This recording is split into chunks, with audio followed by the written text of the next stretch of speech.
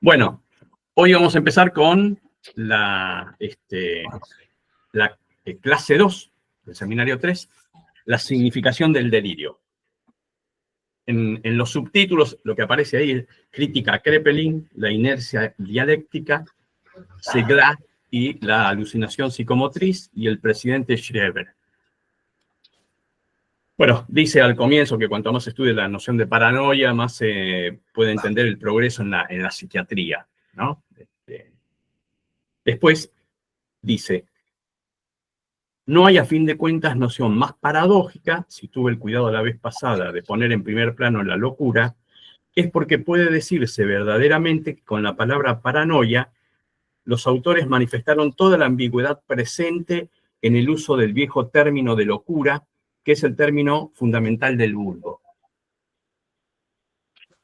Este término no data de ayer, ni siquiera del nacimiento de la psiquiatría. Y sin entregarme aquí a un despliegue demasiado fácil de erudición, solamente les recordaré que la referencia a la locura forma parte desde siempre del lenguaje de la sabiduría y del que se pretende tal. Al respecto, dice, el famoso elogio de la locura también se tradujo como alabanza de la estupidez, es de Erasmo de Rotterdam, de 1511. Dice, el elogio de la locura conserva todo su valor por identificarla al comportamiento humano normal, si bien esta última expresión no se usaba en esa época. Lo que entonces se decía en el lenguaje de los filósofos, de filósofo a filósofo, terminó con el tiempo por ser tomado en serio al pie de la letra. Vuelco que se produce con Pascal, quien formula con todo el acento de lo grave y lo meditado, que hay sin duda una locura necesaria y que sería una locura de otro estilo no tener locura de todos. Lo que está ubicando ahí es que el concepto de locura no tenía la misma connotación a lo largo de la historia, ¿no? Cuando habla de Erasmo de Rotterdam, en el elogio de la locura, el texto de Erasmo era una sátira donde de alguna manera ubicaba que lo que aparecía en la locura era parte constitutiva de la sociedad. Pero lo que se ubicaba como locura en esos momentos no era considerado en términos de salud-enfermedad, sino en términos morales. Los excesos en torno a la sexualidad, a lo inmoral, a los consumos de alcohol en aquel momento. Hay una obra que se repite en distintos autores. En el Bosco, es el que recuerdo, hay algunos otros de la misma época, que es La nave de los locos. Es una pintura justamente donde lo que se pone de manifiesto es la precariedad, digamos, del lazo social por las limitaciones morales de quienes lo habitaban. O sea, en un primer momento muy largo, ahora lo vamos a ver por qué, esto estaba ubicado en términos de la moralidad del ser humano, no una cuestión de salud o enfermedad. Piensen ustedes que si es esto, digamos, lo que el concepto que se tenía en relación a la locura, se entiende,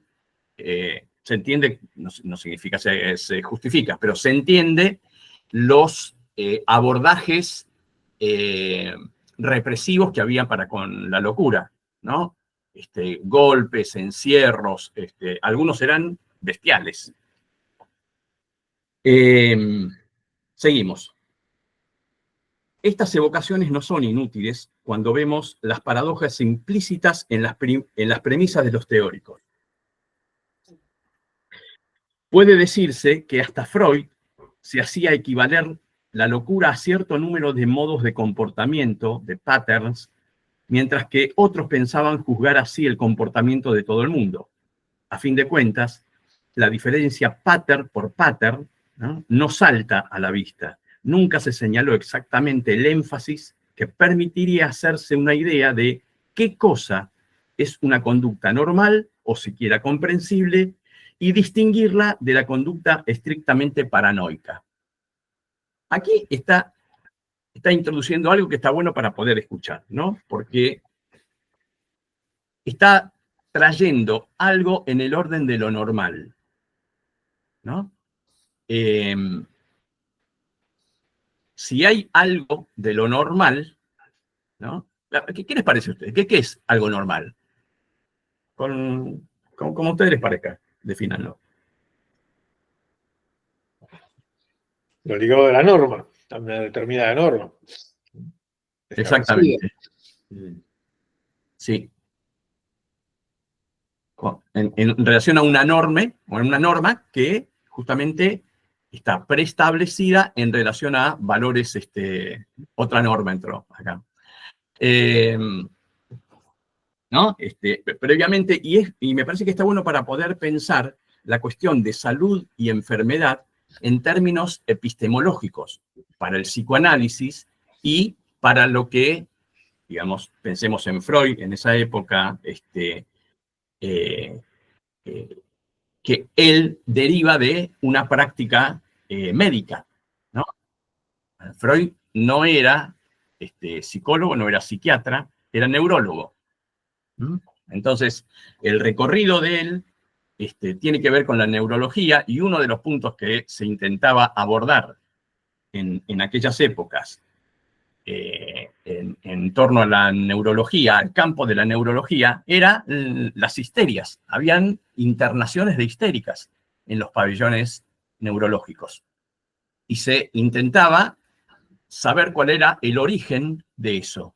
Una de los lugares por donde circuló Freud en su época era el de el maestro francés Charcot, que era un neurólogo, un tipo con muchísima presencia en el desarrollo de la neurología que aún hoy tiene efectos. De hecho, uno que ha sido estudiante de medicina, en el primer año de anatomía, cuando se estudiaba el cerebro, los cortes del cerebro para ver las distintas partes se llamaban cortes de Charcot, por aquel, ¿no? ¿Qué es lo que hacían en aquella época? Cortes de cerebro, obviamente a las personas fallecidas, para determinar cuál era la causa orgánica que estaba en juego. Entonces se suponía, en ese sentido, que la histeria tenía una causa orgánica, ¿no? Freud empieza a encontrar que las afecciones de las histéricas, por ejemplo, no puedo mover el brazo, ¿no? Como un síntoma histérico, esa afección no tenía que ver con la correlación anatómica de lo que estaba afectado, digo porque cuando está afectado un brazo es porque está afectado, por ejemplo, la inervación de determinado sector, y esa inervación toca determinados puntos. Bueno, en las afecciones histéricas no se respetaba esa afección en términos del recorrido anatómico. Entonces lo que Freud dice es, lo que está afectado en la histeria no es la anatomía, no es el brazo, sino la representación que la paciente tiene del brazo. Digo, lo de la representación es sumamente importante porque la representación ya nos pone en el campo del lenguaje. Si yo digo brazo, es porque estoy representando al objeto brazo, pero lo represento, no es el objeto brazo. Si yo digo brazo, no parece un brazo, sino que evocamos cada uno de nosotros el brazo que se le ocurra, ¿no? Eso ya es a gusto del consumidor.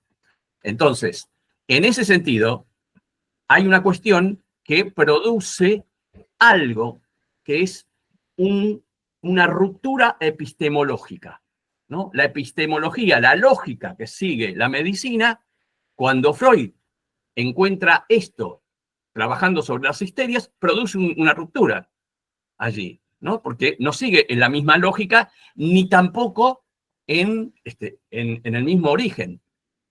O sea, no es algo en el orden de la anatomía, sino que es algo en el orden de lo representacional, de las palabras que la afectan. Esa Ahí, ruptura, sí, dale. Carlos, en esto de la representación del brazo, ahí podemos pensar, afecta el cuerpo. El cuerpo es aquello que está justamente atravesado por el lenguaje. Ese es el cuerpo. Para pensar después en la psicosis, si hay o no hay cuerpo, ¿no? Ahí lo que está afectado en la histeria es el cuerpo, que es aquello que se representa, representacional, digamos. Está afectado el cuerpo, no el órgano. Exacto. El cuerpo es justamente aquello que se constituye a partir del lenguaje, vía estadio del espejo, etcétera. Bueno, Facundo lo tiene un poco más claro, porque viene leyendo eso, Facundo.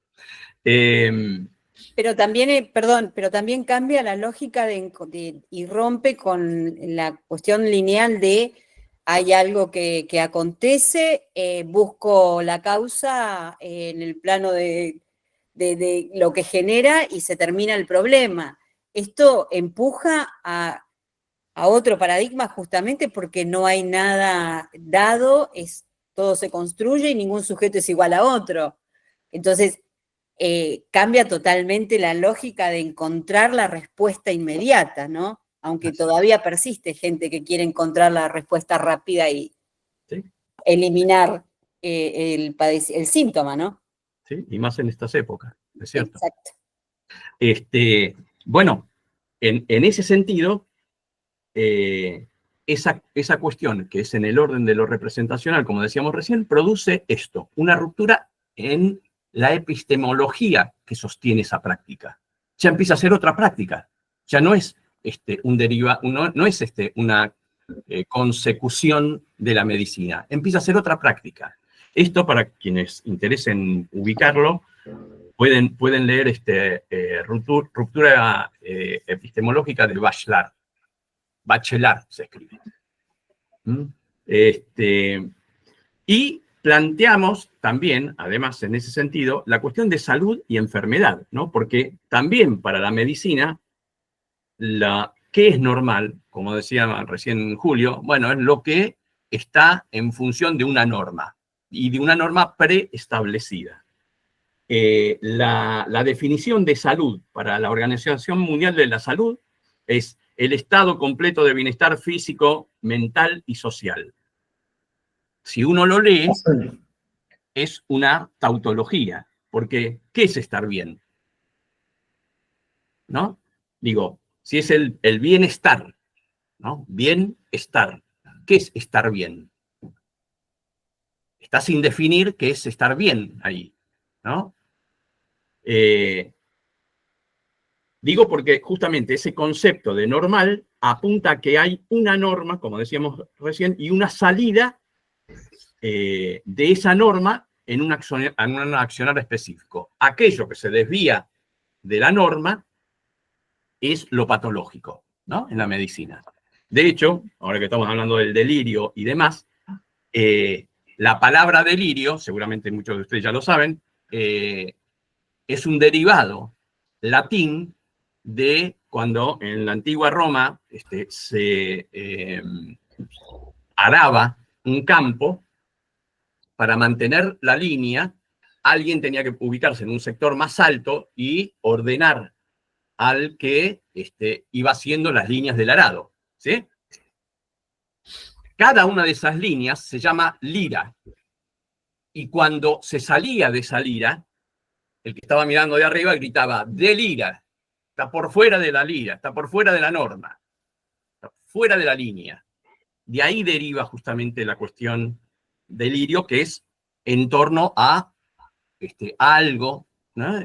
Preestablecido que se sale de ahí. Bueno, seguimos. Quedémonos aquí a nivel de las definiciones.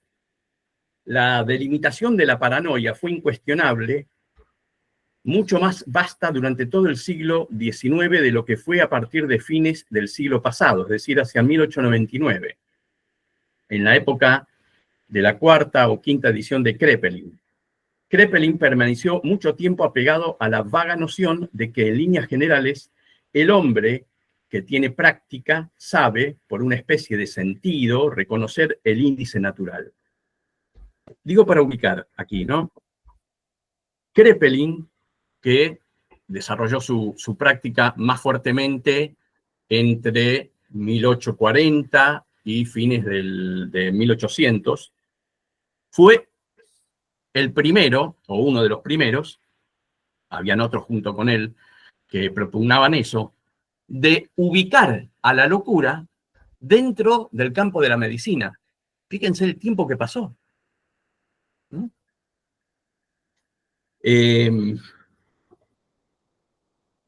Dice, tan solo en 1899 introduce una subdivisión más reducida. Incluye las antiguas paranoias en el marco de la demencia precoz. Demencia precoz es lo que hoy por hoy conocemos como esquizofrenia. ¿Sí? Creando en ellas el sector paranoide y emite entonces una definición muy interesante de la paranoia, que la diferencia de los otros modos de delirios paranoicos con los que hasta entonces se la confundía. Y dice, la paranoia se distingue de las demás psicosis porque se caracteriza por el desarrollo insidioso, esta es la definición de Kraepelin, porque se caracteriza por el desarrollo insidioso de causas internas y, según una evolución continua, de un sistema delirante, duradero e imposible de quebrantar, que se instala con una conservación completa de la claridad y el orden en el pensamiento de la volición y la acción. Volición en el sentido de la voluntad.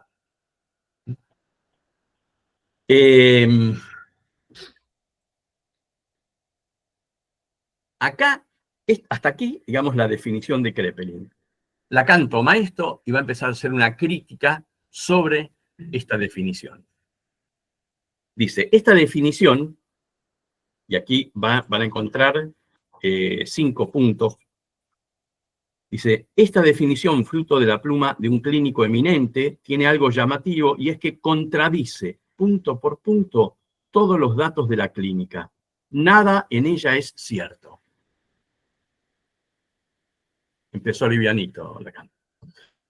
Y dice, el desarrollo no es insidioso, siempre hay brotes. Cualquiera que trabaje con psicosis lo sabe, ¿no? Siempre hay brotes, fases.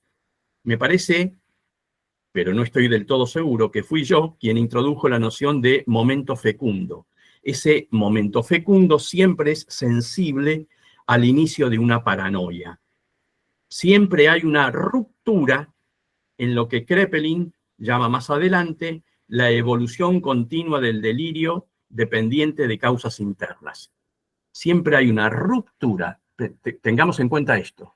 Ruptura. Hay algo que se encuentra que es una ruptura, algo que está roto.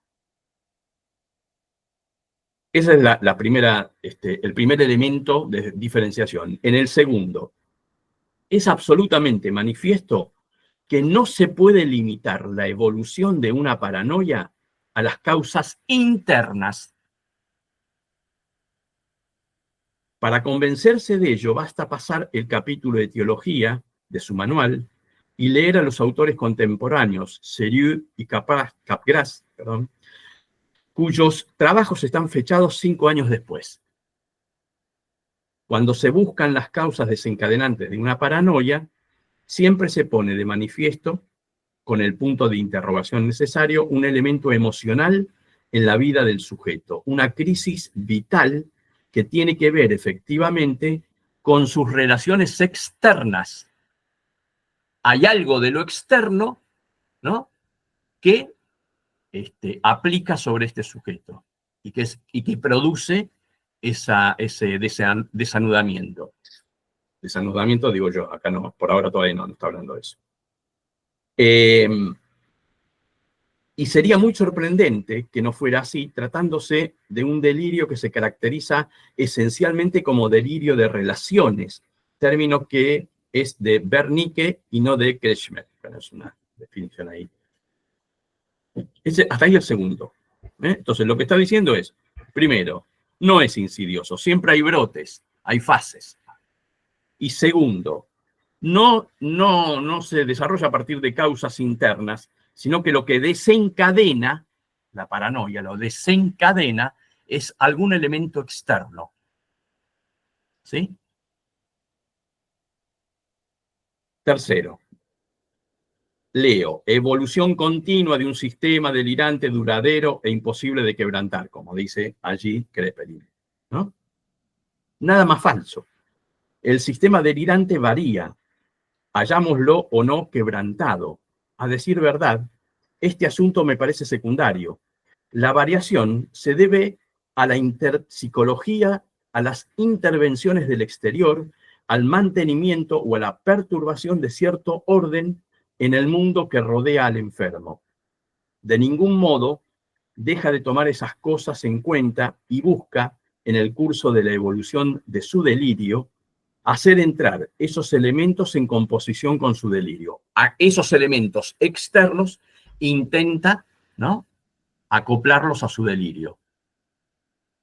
Por ejemplo,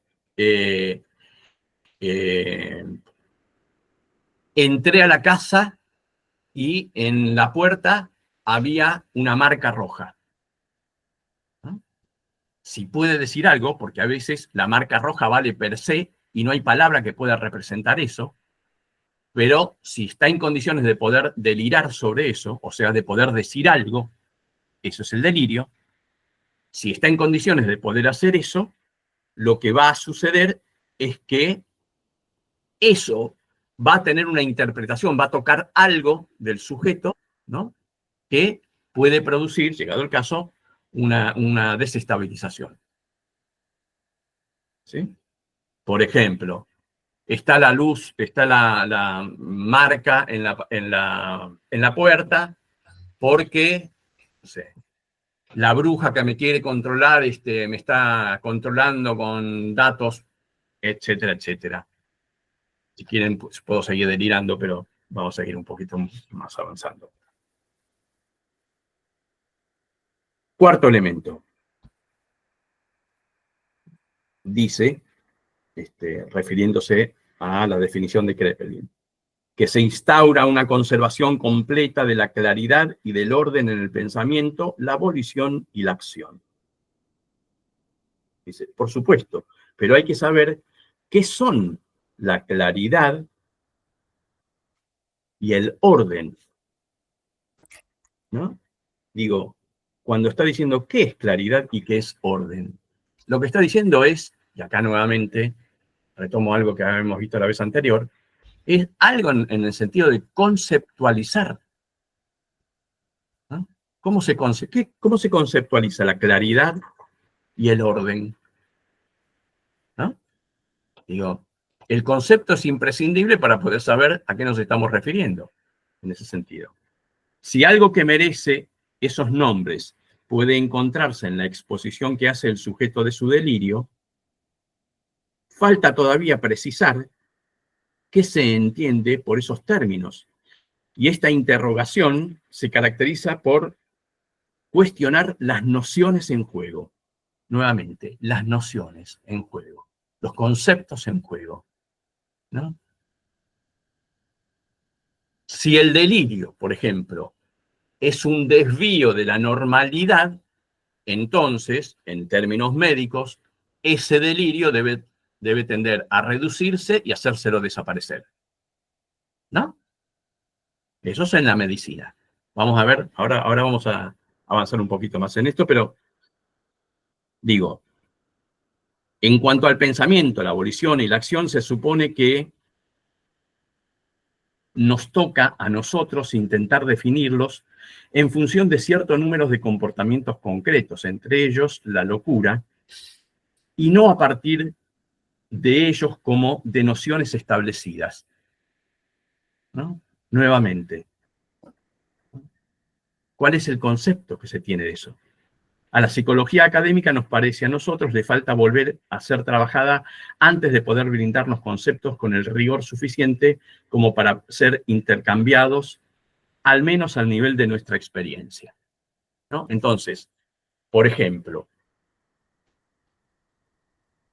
una cosa es suponer que, como decíamos recién, el delirio es una desviación de la normalidad. Entonces, hay que volver al sujeto, al criterio de realidad, con lo cual uno también le preguntaría a la medicina, ¿cuál es el criterio de realidad?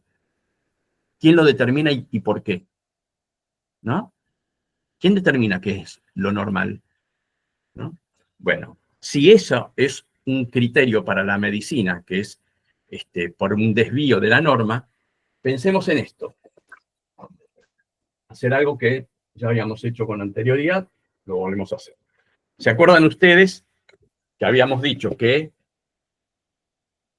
cuando alguien está en una sesión, un significante remitía a otro significante? Eso es la asociación de un sujeto en un análisis, ¿no?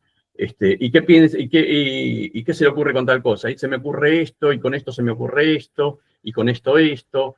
Todos estos puntos son significantes, ¿no? Que es como cuando el sujeto va hablando, ¿no? Y así se forma lo que se llama una red de significantes. ¿Sí?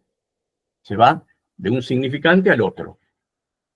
Supongamos que, vamos a hacer esto, hay un punto en el cual hay un detenimiento y ya no puede circular acá la palabra, ¿no? Hay un agujero porque falta algo.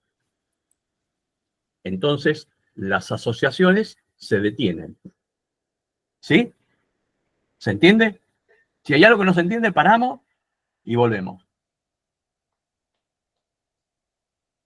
Bueno. En ese detenimiento hay algo que está faltando, ¿no? ¿Qué es lo que está faltando? Y acá me adelanto yo, simplemente para entenderlo. Porque entre todos estos significantes hay un significante que está faltando. Y es el significante que permite que pase de un significante a otro, que uno puede ir asociando, que uno pueda ir metaforizando con eso. El significante que está faltando aquí, me adelanto, digo, porque todavía no está trabajando esto, es el significante del nombre del Padre. ¿Sí? El significante del nombre del Padre. ¿De dónde deriva el significante del nombre del Padre? Cuando en el tercer tiempo del Edipo, el nombre del Padre se ubica por debajo, perdón, por encima del deseo de la madre, el deseo materno. Y que eso permite que aparezca lo que se llama la metáfora paterna. La metáfora paterna es eso, significa que cada significante no tenga un solo significado, sino que pueda significar varias cosas, que es lo que nos permite a nosotros comunicarnos como humanos.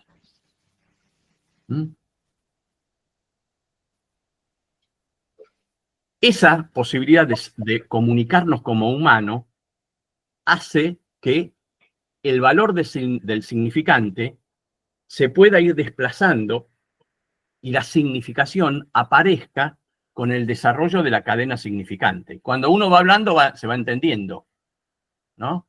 Digo, cuando yo digo, por ejemplo, no sé, el hombre votó. No, el domingo el hombre votó, ¿no? Uno puede decir, bueno, entiendo, el tipo votó, ¿no? Fueron a votar, votó, por ejemplo, ¿no? El domingo el hombre votó el tacho de basura en tal lugar. Bueno, entonces el votar ahí tiene otra significación. ¿Por qué tiene esa capacidad de tener otra significación? Porque justamente es lo que se llama polisemia significante. Un significante puede significar muchas cosas. Si significa una sola cosa y nada más, lo voy a decir en estos términos ahora, pero después le vamos a dar otra definición más exacta. Cuando significa eso y nada más que eso y no otra cosa, eso es un signo. No es un significante, ¿no? Lo que hace el significante del nombre del Padre es que la palabra materna no sea un signo, no signifique eso y nada más que eso. Por eso actúa sobre el deseo materno tachándolo. ¿Para qué? Para que pueda haber metáfora paterna. Bien. Si esto no está, si el significante nombre del Padre no está, está faltando un significante acá. Y lo que aparece es un agujero. Este agujero es un agujero en la red de significantes. ¿Y qué implica esto? Y esto se ve muy claramente en la clínica. Este es un agujero que tiene de vacío absoluto. Es un vacío de lo real. ¿Mm? Significa allí que hay un detenimiento de todas las asociaciones, hay un detenimiento de la palabra del sujeto. Muchas veces, esto lo hemos charlado otras veces, pero viene a cuento acá también, cuando empieza un brote, lo primero con lo que se va a encontrar el sujeto es con este agujero. Y esto se traduce clínicamente con un vacío de palabras. La persona que se mete para adentro, que no habla, que se encierra en su lugar, los familiares suelen dar cuenta de eso. ¿Por qué? Porque la persona está en medio de este agujero, no puede hacer nada con eso, no puede decir nada, porque no hay significante que signifique eso. No puede decir, siento un vacío, porque ya se le estaría poniendo palabras a eso. Es un vacío de palabras, no hay cómo significar. Los psiquiatras le llaman a esto sensación de fin de mundo, ¿no? Porque el sujeto queda anonadado sin poder decir ni hacer nada. ¿Cuándo empieza a salir de ahí, de este agujero, y empieza a moverse otra vez la cadena significante? Cuando puede armar, desde lo imaginario, un delirio. ¿Sí? Cuando empieza, en lugar de... Una consulta. Sí, dale. Esas asociaciones que usted fue marcando con los puntitos, ¿no? Sí. En algún momento, todos los que hacemos análisis, nos solemos quedar callados y no podemos en ese momento seguir asociando. Entonces, quizás digo una burrada, pero digo, ¿cómo diferenciar eso, no? Porque en momentos uno se ha quedado callado y no ha tenido ese agujero, es otra cosa. Pero ¿cómo diferenciarlo? ¿Se entiende? Sí, es que la diferencia justamente es de estructura. Por supuesto que pueden haber en una estructura neurótica momentos de inhibición, momentos de incertidumbre, pero algo se dice de eso. Algo se dice. Tal vez no se dice en ese momento, tal vez se puede decir después. O, tomemos otro caso, por ejemplo, en el trauma, donde el trauma es trauma porque justamente no puede ser tratado en la red significantes. Hay algo ahí que quedó sin tramitar en lo simbólico. ¿Se entiende, Roxana, lo que estoy diciendo? Digo, pero eso no significa que el sujeto no esté en condiciones de poder decir algo. Tal vez lo pueda decir después, ¿no? En el caso de la psicosis hay una imposibilidad de decir sobre eso. Lo único que puede hacer en lugar de eso, ante ese agujero, es generar un delirio, ¿no? Por eso, Lacan, como el delirio permite al sujeto volver a hablar, delirantemente, ¿no? En este sentido, Lacan le llama metáfora delirante. ¿Por qué? porque reactiva toda la cadena significante. Por lo tanto, si el delirio restituye la cadena significante, el delirio es parte de, podríamos decir, la curación del sujeto.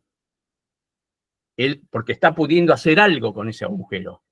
Entonces, mal podríamos hacerlo desaparecer o intentar taparlo, ¿no? Se hace otra cosa. No es que se deja a la persona delirando a lo loco, justamente, sino que se trata de ver cómo se puede ir circunscribiendo esto, ¿no? Cada vez, ¿no? De manera más precisa, ¿no? Y donde a lo sumo pueda quedar como irreductible algún grado de actividad delirante, pero que le permita circular socialmente y generar lazo social. ¿No? ¿Se entiende lo que voy? Sí, había sido yo, pero sí, Belén. Belén, perdón, creí que me había preguntado a Rosa. Perdón, ¿eh? Escucho voces a veces.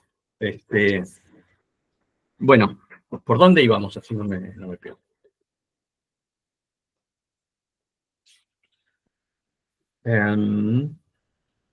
Por ahí es adelantar, ¿no? Pero, por ejemplo, cuando, sobre todo los milerianos hablan de psicosis ordinaria, o sea, un tipo que supuestamente pasa por la vida, una mujer que no tiene un delirio, pero tiene un cuadro psicótico.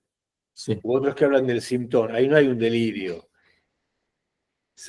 ¿Cómo sería eso, digamos, en relación a esto de que no habría una metáfora delirante, no hay un delirio, y hay otra cosa que lo estabiliza, o esto conviene verlo más adelante? Digo, pues justo estás planteando eso, ¿no? Sí, Acá, porque me parece que, porque ahí ya, fíjate, estamos en el seminario 3 y vos estás ubicando una referencia conceptual del Sintón, no tenemos que ir al 19, por lo menos.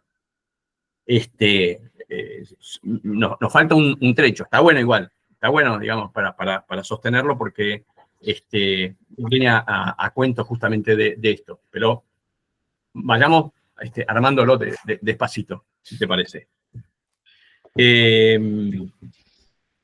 Acá está. Dice, ¿a qué se debe la ambigüedad? Creo que ahí vamos, ¿no? Sí. ¿A qué se debe la ambigüedad de lo hecho en torno a la noción de paranoia? A muchas cosas, y quizás a una insuficiente subdivisión clínica. Pienso que los psiquiatras aquí presentes tienen un conocimiento suficiente de los diferentes tipos clínicos como para saber, por ejemplo, que un delirio de interpretación no es para nada lo mismo que un delirio de reivindicación. ¿Conocen algo de estos delirios? El delirio de interpretación es una idea delirante que ordena la interpretación, ¿no? Esto que decíamos recién. Como la bruja me está acechando, esa marca en la puerta, ya no me acuerdo si había dicho la puerta, es un signo de la bruja para mí. Y lo que tiene que ver justamente con el delirio de reivindicación es donde haya alguna acción maliciosa hecho por otra persona hacia el sujeto, ¿no? Bueno, fulanito me quiere hacer daño por X circunstancias, ¿no? En las dos situaciones, lo que es muy interesante poder pensar es cómo el sujeto psicótico queda tanto en el delirio como en las alucinaciones en el lugar del objeto, no del sujeto. Se lo hacen a él y queda, además, como objeto ante un otro absoluto. No es un otro tachado, es un otro que puede todo. Por eso hay que tener mucho cuidado en lo que tiene que ver con la transferencia en la psicosis. Si uno se ubica en un lugar del saber, puede pasar lo que le pasó a Flechig con Schreber, vamos a ver un poco más adelante, ¿no? Donde el médico que sabe lo que tiene que hacer y demás, y que ejerce ese saber sobre el psicótico rápidamente lo puede ubicar como el otro perseguidor. ¿Mm? Bien. También es conveniente distinguir entre psicosis paranoica y psicosis pasionales, diferencia admirablemente destacada por los trabajos de mi maestro Clérambault, cuya función, papel, personalidad y doctrina comencé a indicar la vez pasada. Bueno, en homenaje al maestro. Precisamente en el orden de las distinciones psicológicas adquiere su obra su mayor alcance. Quiere decir que hay que dispersar los tipos clínicos, llegar a cierta pulverización. No lo pienso, dice acá.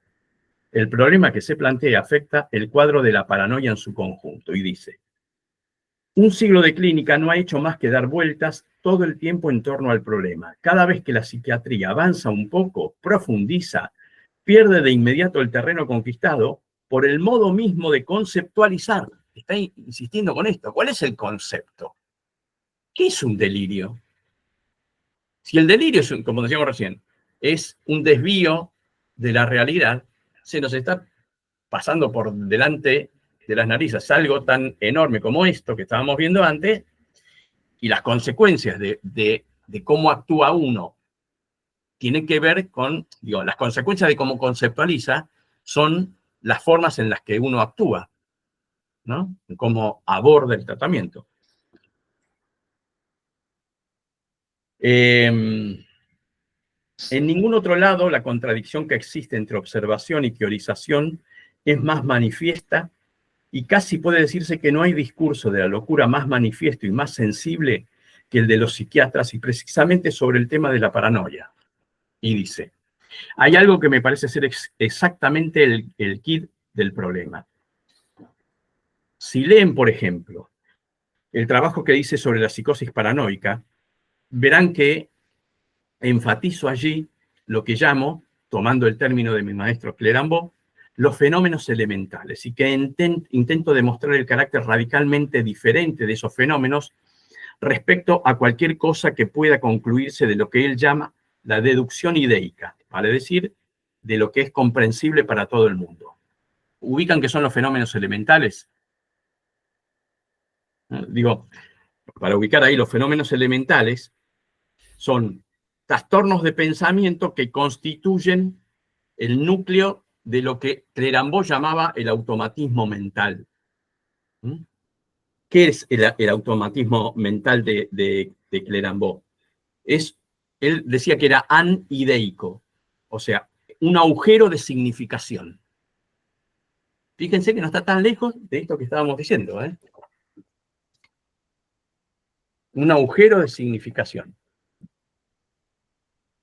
Dice, un agujero de significación a partir del cual se van formando estos fenómenos elementales. Y los fenómenos elementales que está hablando allí son las alucinaciones, las ideas, palabras, pensamientos, actos que se imponen involuntariamente al sujeto psicótico, la intrusión de palabras, lo que se llama ideorrea, ¿no? La cantidad de ideas, por ejemplo, alguien que está en una cuestión maníaca, ¿no?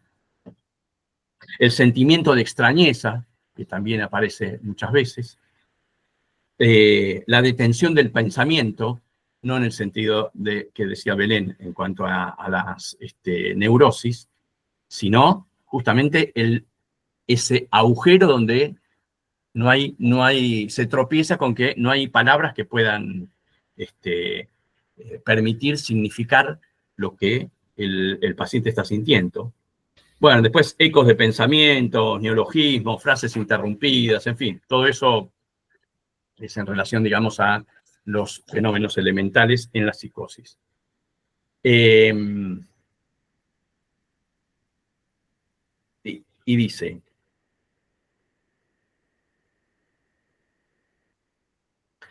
ya desde esa época subrayo con firmeza que los fenómenos elementales no son más elementales que lo que subyace al conjunto de la construcción del delirio.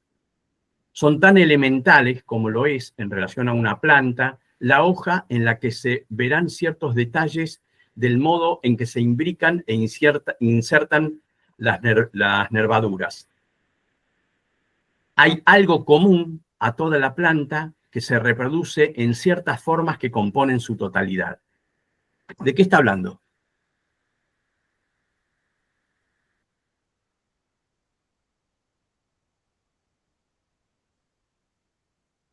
Dice, la planta tiene hojas, tiene nervadura, tiene el tallo, tiene la raíz, ¿no? Dice, son estructuras distintas, pero hay algo que es en común en todo eso. ¿Y qué es? ¿Qué les parece que es? ¿De qué está hablando? De la estructura. Es la estructura. En este caso podemos decir la estructura biológica. Digamos, cuando a alguien, por ejemplo, se le hace un ADN, ¿no? Vivo o muerto, ese ADN da cuenta de esa persona, digamos, que es estudiada, porque hay una estructura genética que se guarda en cualquier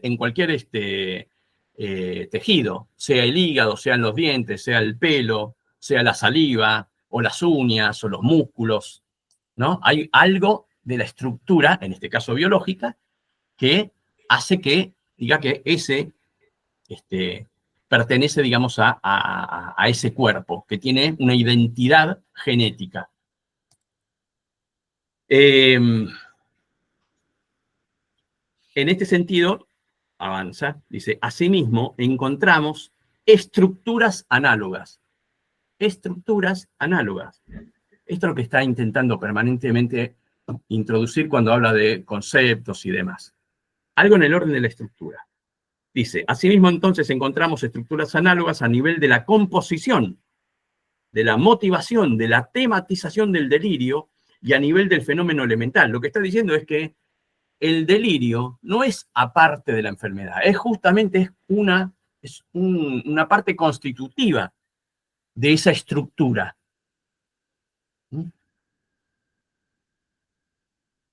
Dicho de otro modo, siempre la misma fuerza estructurante, si me permiten la expresión, está en obra en el delirio. Ya lo consideramos en una de sus partes o en su totalidad.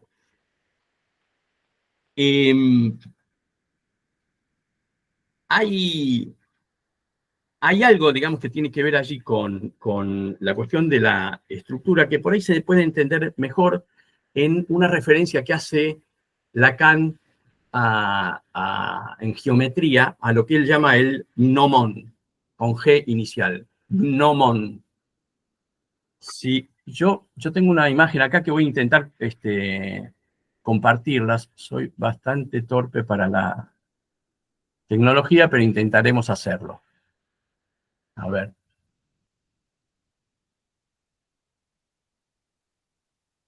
Un segundo, a ver si puedo hacer así.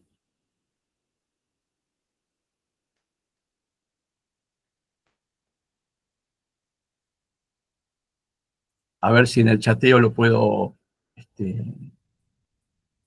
ubicar, pegar ahí. No, no hay caso, che. No. Bueno, voy a intentar dibujarlo. El gnomon, Lacan lo toma en algún momento porque son estructuras que se adosan a otra estructura, pero que no hacen perder la estructura original. Eso se ve en geometría. Por ejemplo, yo pongo un triángulo equilátero, ¿no? Y le adoso, por ejemplo, esta estructura. ¿Se ve? Bueno, con un poquito más de voluntad se vería que esto es una continuidad de la misma línea. ¿Sí? Entonces, esta que es la estructura original, una vez que se adosa el gnomon, que es esto, conserva la misma estructura, en el sentido de que sigue siendo un triángulo, ¿cómo se llama? Equilátero. Equilátero. Equilátero. Gracias, Julio. Un triángulo equilátero. Lo mismo, por ejemplo, hagamos otra cosa para ubicar, ¿no? Tengo un cuadrado, ¿no? Y le adoso un neomón, así, y sigo teniendo un cuadrado. ¿Se entiende? O sea, agrego, pero la estructura es la misma.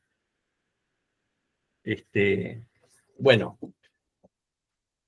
justamente lo que se agrega va a seguir siempre la misma estructura. Esto es lo que está diciendo Lacan. ¿Mm? Por lo tanto, el delirio, las alucinaciones, son parte de la estructura y que tienen que ver con lo que veíamos antes. ¿Mm? No son elementos inconexos. ¿Eh? Derivan de la estructura. Bien. Sigo. Por eso dice, dicho de otro modo, siempre la misma fuerza estructurante, si me permiten la expresión, está en la obra, en el delirio, ya lo consideremos en una de sus partes o en su totalidad. Es esto, ¿no?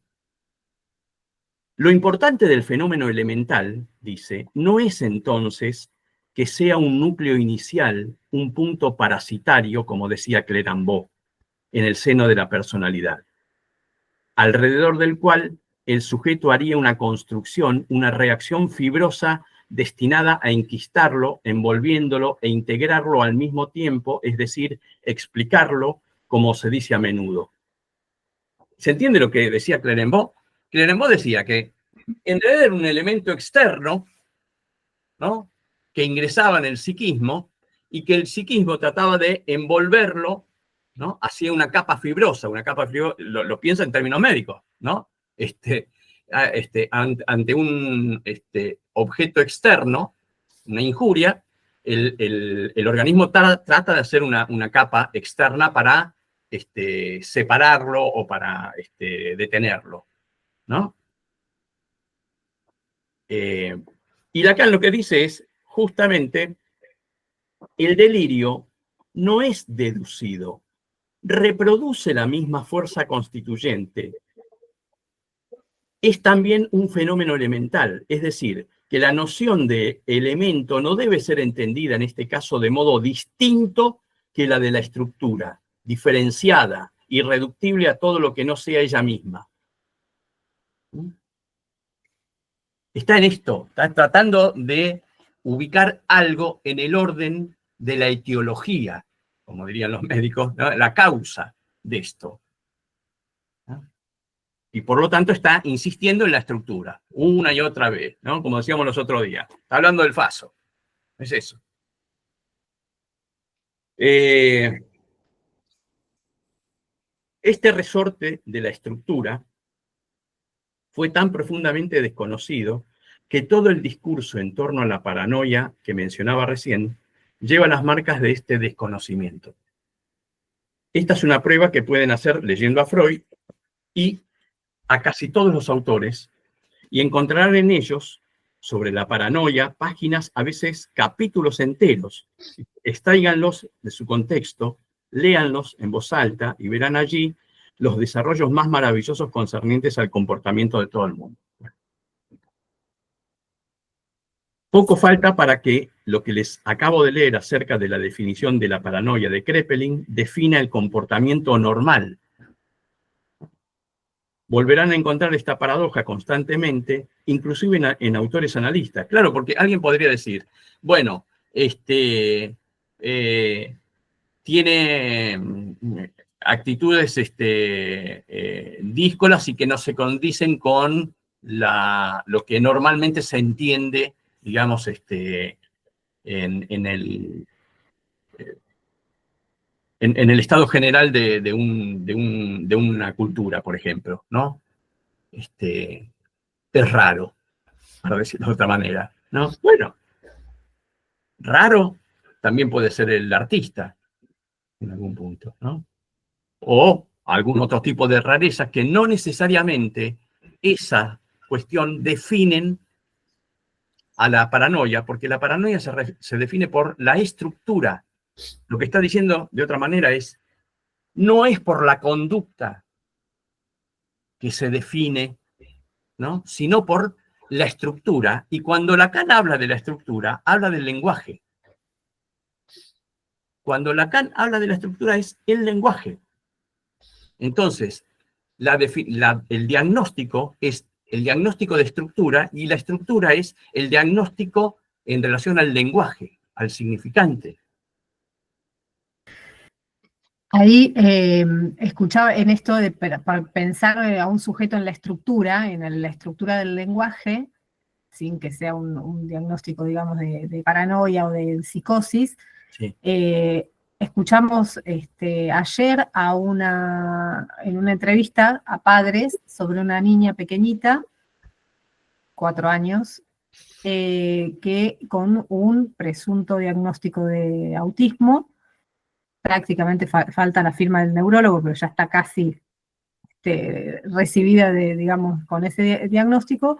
Y una de las cosas que nos decía la mamá es que le señalaban en la escuela, en el jardín, que esta nena no paraba de moverse, entre otras cosas, ¿no? Entre otras cosas de desfasaje de límites, pero algo en el cuerpo de esta nena. No paraba de correr, no es normal que corra tanto. Ahondando un poco más en la entrevista, esta pequeña tiene una hermana de 22 años que está en silla de ruedas y que nunca caminó. Y lo que decía esta mamá es, mi otra hija nunca la vi correr, y a esta no voy a decirle que pare. Claro. ¿No? Algo para pensar incluso en el cuerpo. Y ahí, fíjate cómo esto con otra serie de conductas, digamos, habían dado la sospecha y consultas y demás, que el cuerpo de esta nena no estaba atado a nada, no estaba limitado, en realidad responde al significante, pero el significante es este otro, digamos, la estructura que la contiene es el discurso donde está alojada esta nena. Y entonces ya ahí cambia la posibilidad de leer lo que le pasa a esa nena, no como una cuestión. Con eso solo no basta, digamos, estaríamos igual que el neurólogo del otro lado, pero bueno, por lo menos ahí podemos escuchar a qué responde esa cosa sin parar, a no poder parar de correr. Bien. ¿No? Paremos ahí, hablando de parar y correr, paremos un poquito aquí. ¿Qué les parece? Que comentaba Belén recién del caso este. Lo que les parezca, estamos charlando libremente, así que.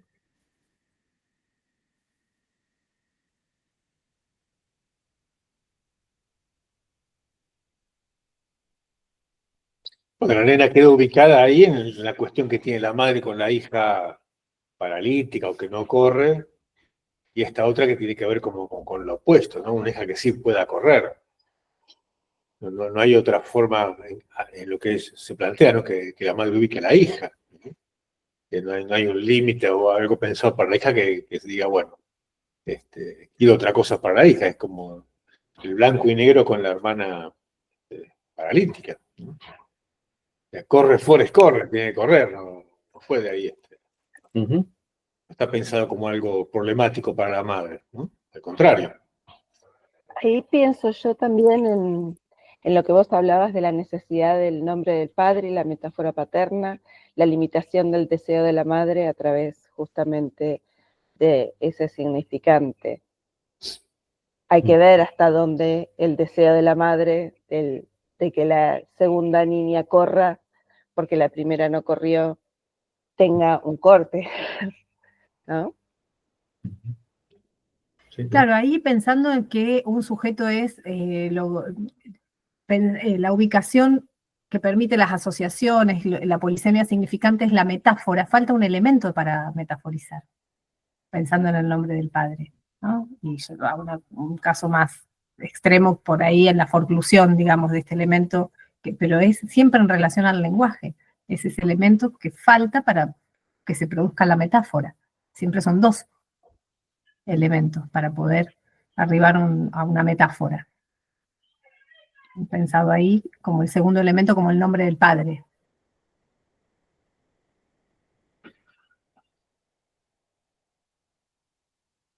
Creo que también habría que ver qué le pasa a esta niña que tanto corre con la hermana, ¿no? ¿Qué es lo que toma ella de la hermana?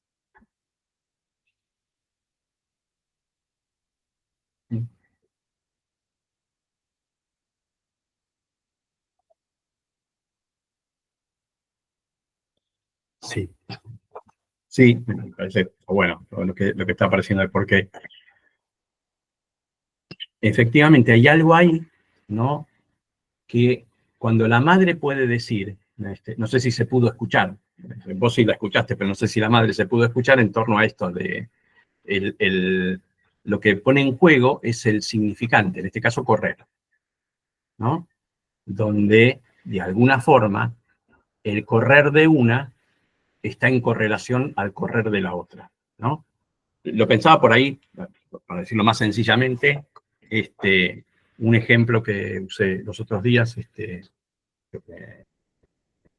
bueno, no me acuerdo, pero lo usé, ¿no? De un paciente que comentaba que se sentía vacío, como muerto por dentro, que no podía accionar, etcétera, etcétera, ¿no? Estaba melancolizado, en vías de una depresión más profunda, y se me ocurrió preguntarle, ¿de dónde se me ocurrió? No lo sé. Evidentemente habré pescado algo desde, habré procesado algún real del cual no soy consciente hoy por hoy. Pero le pregunto de dónde venía el nombre de él. Y lo que él me dice es que ese nombre lo había tenido un bebé antes de su nacimiento que murió a los 2, 3 meses, ¿no? Por lo tanto, él llevaba el nombre del muerto, ¿no? Entonces, pensaba cómo el significante, ¿no? Tiene efectos sobre el cuerpo en ese sentido, ¿no? Que es un poco lo que estaban diciendo todos ustedes, estaban diciendo eso, ¿no? Por eso, bueno, muy interesante el ejemplo.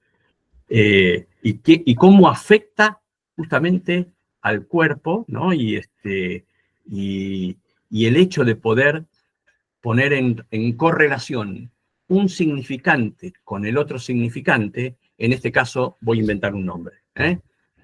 Pablo, el niño, el bebé muerto, Pablo, el paciente, ¿no? Cuando él puede escuchar eso, algo se desanuda de eso, ¿no? Porque esa estructura está en condiciones de poder hacerlo. Bien. ¿Seguimos? Igual yo pensaba, Sí, dale. con respecto a esta nenita, ¿solo porque corría mucho o de dónde viene esta Porque, digamos, es muy loco pensar eso, ¿no? Sí, no era solamente por eso. La mamá Yo me dijo pregunto. otras cosas, pero iban más o menos en el mismo sentido. Yo quiero que ella sea libre. En el medio, la hermana que está sin movilidad, digamos, para poder trasladarse, está en una silla de ruedas, está con complicaciones de salud graves, que la llevan a internaciones, tratamientos. La verdad que la mamá también está bastante tomada por todo lo que es la cuestión de salud de esta nena más grande. Pero bueno, y ha habido otros episodios en donde uno puede ubicar que en el fantasma materno, digamos, esta nena tiene un lugar que responde de algún modo.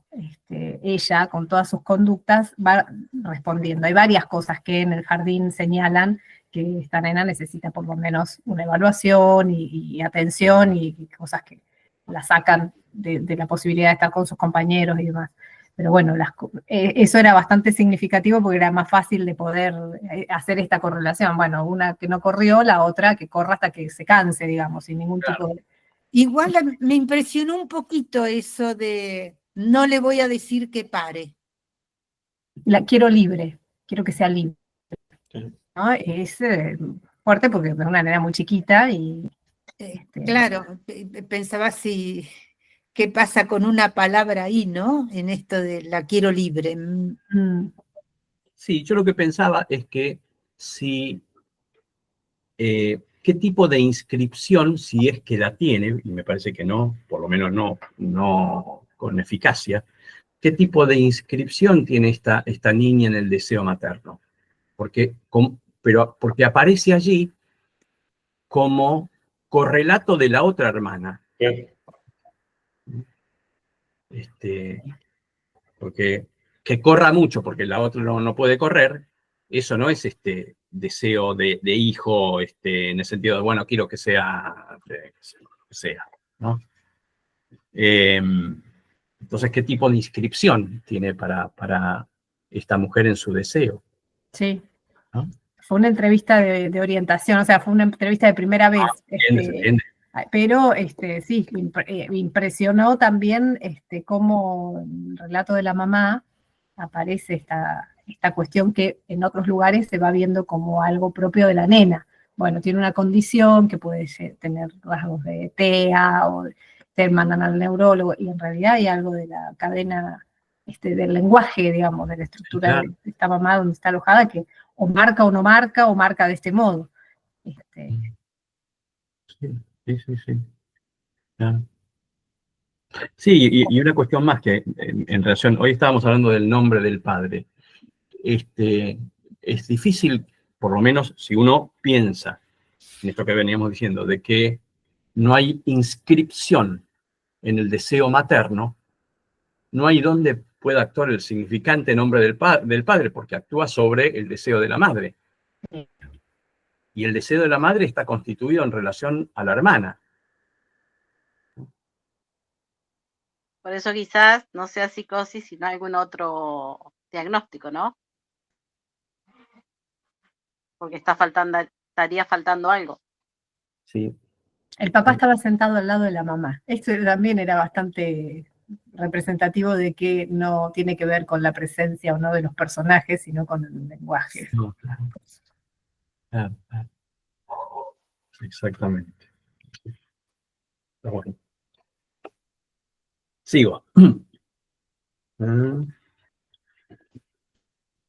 Releía para preparar esta reunión un artículo ya antiguo de 1908 donde Abraham describe el comportamiento de un demente precoz, una esquizofrenia, acuérdense, y su así llamada desafectividad a partir de su relación con los objetos. Es interesante el nombre, demencia precoz, porque piense que una demencia es una alteración, generalmente se da, no es exclusivo, pero generalmente se da en adultos mayores, por un degeneramiento, una alteración en la estructura neuronal. Se van perdiendo capas neuronales, ¿no? Por lo tanto, la idea de demencia precoz da cuenta también de dónde suponían ellos que estaba el origen, ¿no? Era orgánico para eso.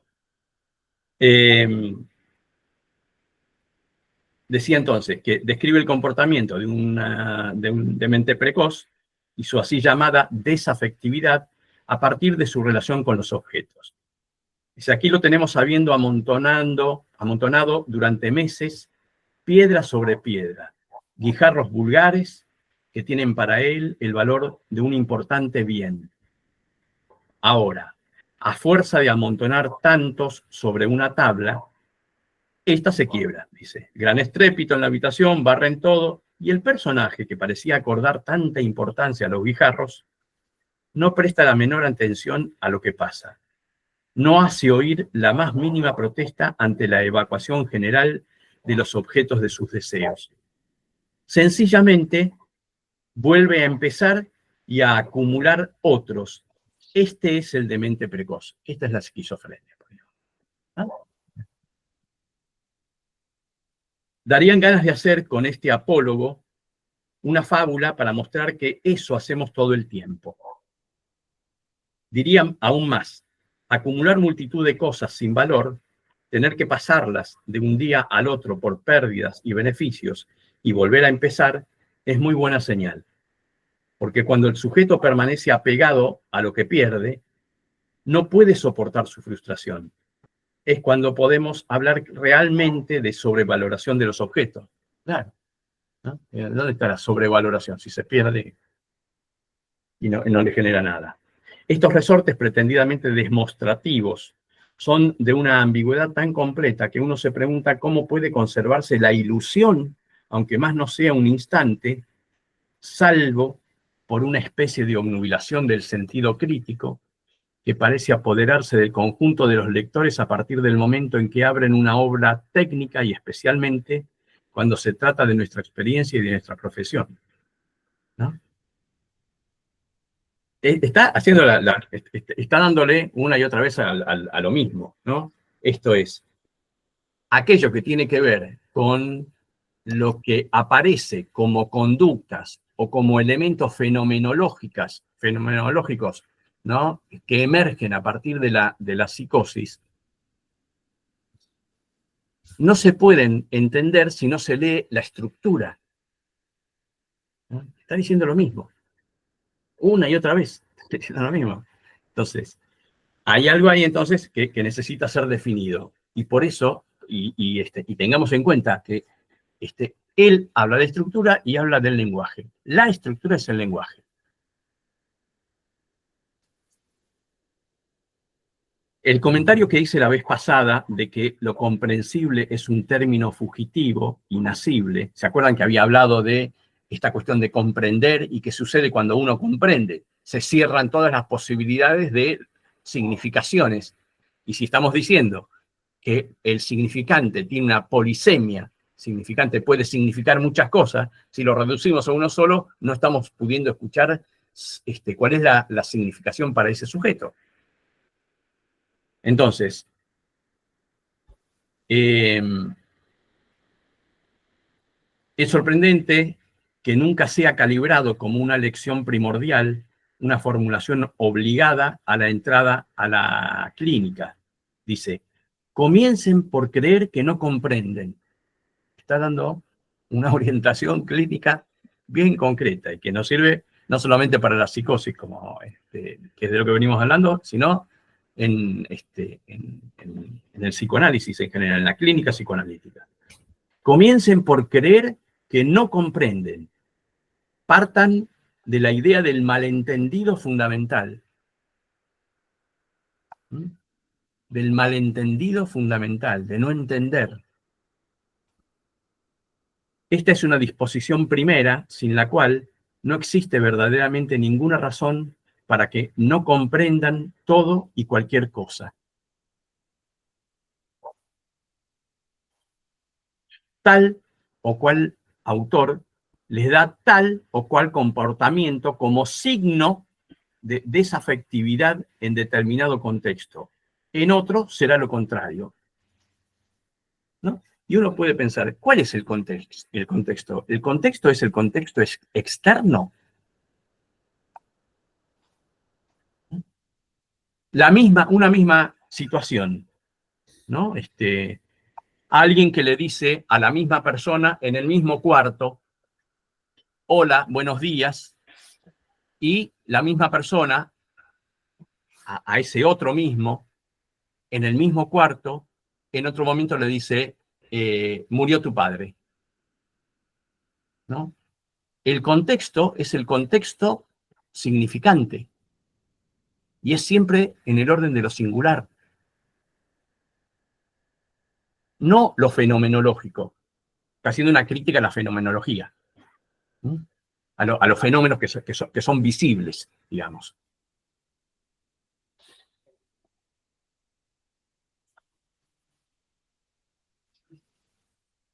¿Se acuerdan que les había comentado de un caso hace muchos años donde estaba esta mujer que la habían encontrado en un basurero con un caño de escape, delirando en relación al hijo?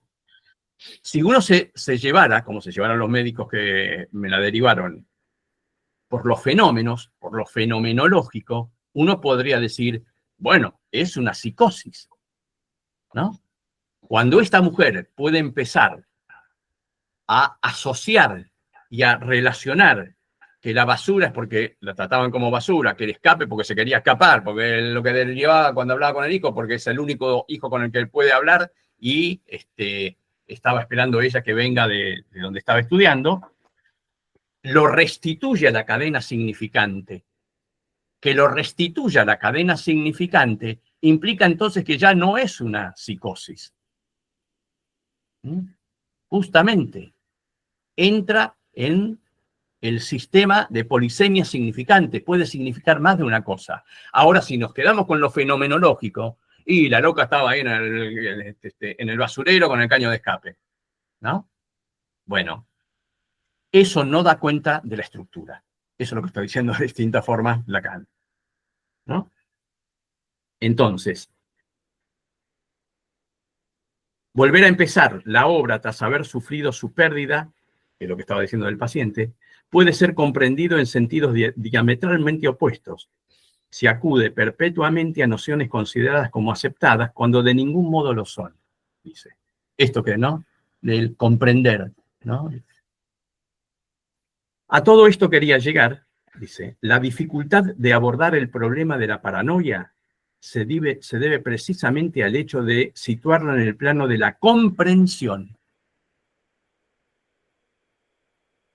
Aquí el fenómeno elemental irreductible está a nivel de la interpretación, no de la conducta del sujeto, de la interpretación.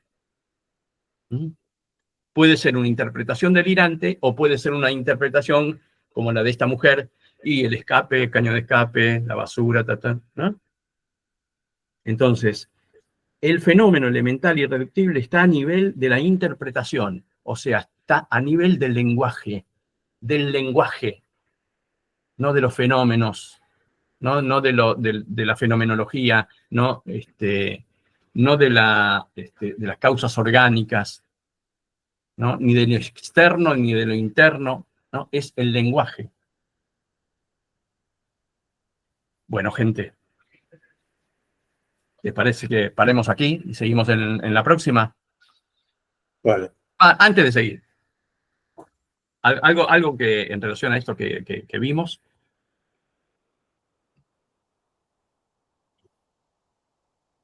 No, justo yo no me había quedado muy claro este último párrafo, pero bueno, lo acabas de aclarar, ¿no? Que está a nivel del lenguaje.